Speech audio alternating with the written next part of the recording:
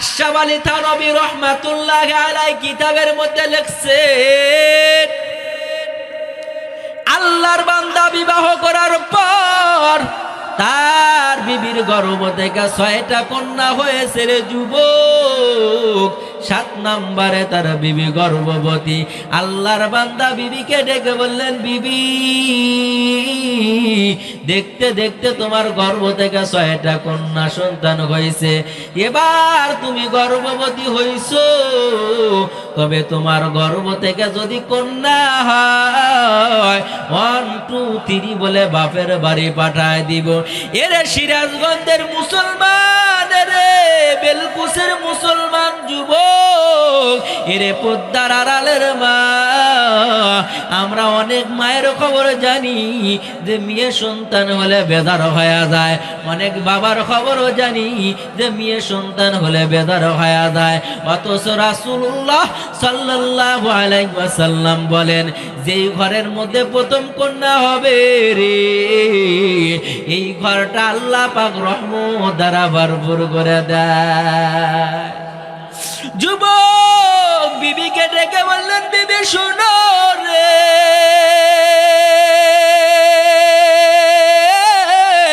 দেখতে দেখতে তোমার গর্ভ থেকে 6টা কন্যা সন্তান হইল, এবারও কিন্তু তুমি গর্ভবতী। যদি তোমার গর্ভ থেকে মেয়ে হয়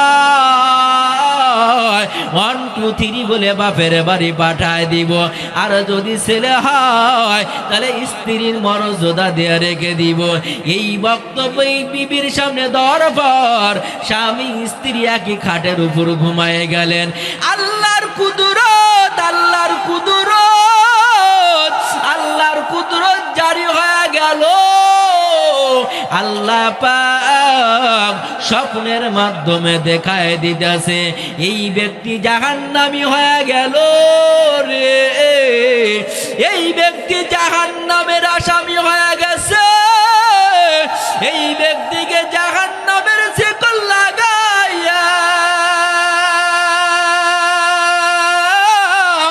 জাহান্নামী ফেরেশতারা এই ব্যক্তিকে জাহান্নামের প্রথম দরজায় গিয়া হাজির করেছে রে পাগল।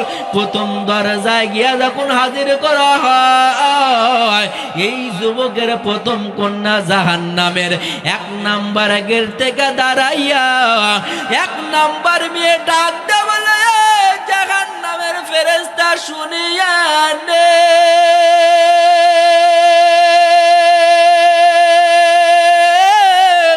এই যুবকের প্রথম কন্যা আমি, এই জাহান্নামের 1 নাম্বার গেটের দারোয়ানি দায়িত্ব পালন করব, আর তুমি আমার বাবাকে এই গেট দ্বারা জাহান্নামে ঢুকাবে, এটা কখনো হইতে পারে না।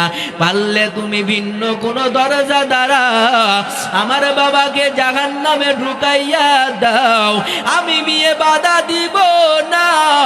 এরে নবীর উম্মতের দল, এরে সিরাজগঞ্জের মুসলমান, এরে বেলকুচির মুসলমান যুবক, দিলের কান দিয়া শুনিয়া নাও। প্রথম গেটে যখন বাধা প্রদান হয়ে গেল, এই জাহান্নামী ফেরেশতারা এই ব্যক্তিকে জাহান্নামের হ্যান্ডকাপ লাগাইয়া জাহান্নামের 2 নাম্বার গেটে গিয়ে হাজির করা হয়। 2 নাম্বার গেটে যাওয়ার পর এই যুবকের 2 নাম্বার মেয়ে দাঁড়াইয়া গেল। 2 নাম্বার মেয়ে ডাক দে বলে, জাহান্নামের ফেরেশতা হুঁশিয়ার হও, এই যুবকের 2 নাম্বার কন্যা আমি, এই জাহান্নামের 2 নাম্বার গেটের দারোয়ানি দায়িত্ব পালন করব, আর তোমরা আমার বাবাকে এই গের দ্বারা জাহান্নামে ঢুকাইবা, এটা কখনো হইতে পারে না। পারলে তুমি ভিন্ন কোন দরজা দ্বারা ঢুকাও, আমি মেয়ে বাধা দিব না। এরে নবীর উম্মতের দল, এরে বেলকুচির মুসলমান, এরে পদ্মার আড়ালের মাগো, আশরাফ আলী থানভী রহমাতুল্লাহ আলাইহি তার কিতাবের মধ্যে লেখেন 3 নাম্বার গেটে যাওয়ার পর 3 নাম্বার মেয়ে একই বক্তব্য দেয়, আল্লাহর বান্দাকে জাহান্নামের ফেরেশতারা হ্যান্ডকাপ লাগাইয়া যখন 4 নাম্বার গেটে হাজির হয়ে গেল, 4 নাম্বার গেট থেকে 4 নাম্বার মেয়ে ডাক দেখি বক্তব্য দেয়। 5 নাম্বার গেটে যাওয়ার পর 5 নাম্বার মেয়ে কি বক্তব্য দেয়। 6 নাম্বার গেটে হাজির হয়ে গেল। জাহান্নামী ফেরেশতারা এই আল্লাহর বান্দাকে জাহান্নামের শিকল লাগাইয়া যখন জাহান্নামের 6 নাম্বার দরজার সামনে হাজির, 6 নাম্বার দরজার সামনে যাওয়ার পর 6 নাম্বার মেয়ে ডাক দে বলে, জাহান্নামের ফেরেশতা সাবধান, এই যুবকের 6 নাম্বার কন্যা আমি এই জাহান্নামের 6 নাম্বার গেটের দারোয়ানি দায়িত্ব পালন করব, আর তোমরা আমার বাবাকে এই গেটের দ্বারা জাহান্নামে ঢুকাইবা। এটা কখনো হইতে পারে না। পারলে তুমি ভিন্ন দরজা দ্বারা আমার বাবাকে জাহান্নামে ঢুকাও, আমি মেয়ে বাধা দিব না। এরে নবীর উম্মতের দল, এরে সিরাজগঞ্জের মুসলমান, এরে বেলকুচের মুসলমান যুবক, বুঝে থাকলে বলো, আল্লাহর বান্দার মেয়ে 6টা জাহান্নামের 6টা দরজা বন্ধ করে নিল, অটোমেটিক তো 7 নাম্বার দরজাটা ফাঁকা হওয়ার কথা। আওয়াজ দেয়া বলেন ঠিক না বেঠিক? অটোমেটিক তো জাহান্নামের 7 নাম্বার দরজাটা ফাঁকা হওয়ার কথা। রে নবীর আশিক পাগলের দল যুবক, জাহান্নামী ফেরেশতারা জাহান্নামের শিকল লাগায়া যখন 7 নাম্বার গেটের সামনে হাজির করা হয়, জাহান্নামের সামনে যখন হাজির করা হইল, আশরাফ আলী থানভী রহমাতুল্লাহ আলাইহি তার কিতাবের মধ্যে লেখেন, যেই মাত্র দূরে থেকে জাহান্নামের তাপমাত্রা এসে শরীরে লাগছে, আল্লাহর বান্দার ঘুমটা ভেঙে যায়, খাটের উপর থেকে লাফিয়ে পড়ে ফলরের উপরে পড়ে যায়। ফলরের উপরে যখন পড়িয়া যায়, বিবি ডাক দেয়া বলে, ওরে আমার প্রাণের স্বামী গো, একই খাটের উপরে তুমি আর আমি ঘুমাইলাম, কিন্তু তুমি ঘুমের মধ্যে চিৎকার দিয়ে ফলের উপরে পড়ে গেল কেন?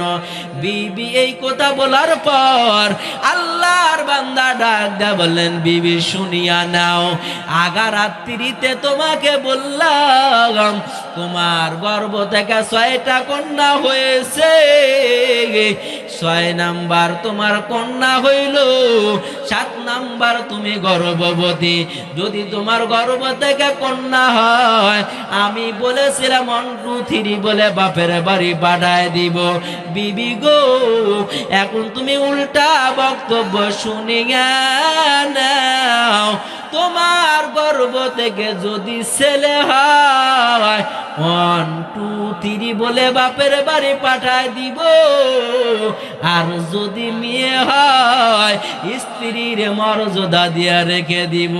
চিল্লায় একবার বলা যাবে নি আল্লাহু আকবার। বিবি ডাক দেয়া বলল, ওরে প্রাণের স্বামী আমার, রাতের বেলা বললে মেয়ে হলে তালাক, এখন বললে ছেলে হলে তালাক, এমন কি ঘটনা তুমি বলিয়া দাও। বিবি এই কথা বলার পর স্বামী বেচারা ডাক দেয়া বলে, বিবি শুনিয়া নাও, আল্লাহ পাক আমাকে স্বপ্নের মাধ্যমে যেই ঘটনা আল্লাহ আমাকে দেখাইলো, যেদিন তোমার গর্ভ থেকে সন্তান দুনিয়া ভূমিষ্ঠ হবে ওই দিনেই কোতার ফলাফল আমি তোমাকে জানাই দিব। এরে নবীর উম্মতের দল, দেখতে দেখতে দেখতে আল্লাহর বান্দার 7 নম্বরে আল্লাহর বান্দার স্ত্রীর গর্ভ থেকে কন্যা সন্তান হইছে। যেই মাত্র কন্যা সন্তান হইল, আসমানের মালিকের কাছে দোকানে হাত তুলিয়া ডাক দেয়া বলো, দয়ার মালিক, তুমি স্বপ্নের মাধ্যমে যে অলৌকিক ঘটনা দেখাইছো, 7 নম্বরে আমাকে স্ত্রী দিয়া তুমি বুঝাই দিলা আমার জন্য, 7 নম্বরে মিয়া দিয়া বুঝাই দিলা আমি গুনাহগারের জন্য জাহান্নামের 7টা দরজা বন্ধ করে দিলা।